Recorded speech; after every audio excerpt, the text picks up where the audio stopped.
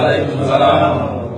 Kami dari jajaran Aceh Merdeka dengan ini memberitahukan kepada seluruh elemen bangsa Aceh bahwasanya pada tanggal 25 Desember ini kita daripada jajaran Aceh Merdeka akan melakukan aksi damai, di antaranya yaitu penggalangan aksi sosial untuk mengantarkan bantuan ke Aceh Timur hingga Aceh Damiang.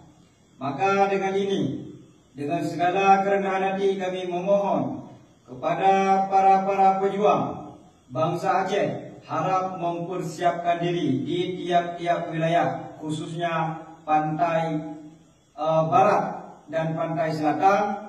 Kita akan berkumpul melakukan aksi damai, aksi demonstrasi dan pawai bendera bintang bulan mulai daripada Kabupaten Pedia hingga Aceh Damiang.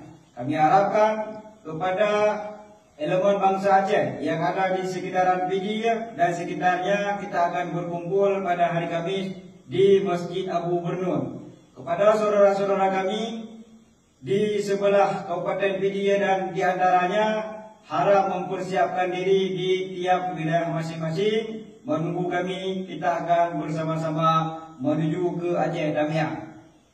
Hanya ini seruan daripada kami jajaran Aceh Merdeka. Ini kesempatan kita, mari kita pergunakan dengan sebaik-baiknya demi kemenangan bangsa kita, demi kemenangan Aceh Merdeka. Merdeka! Merdeka! Merdeka! Merdeka! Merdeka! Merdeka!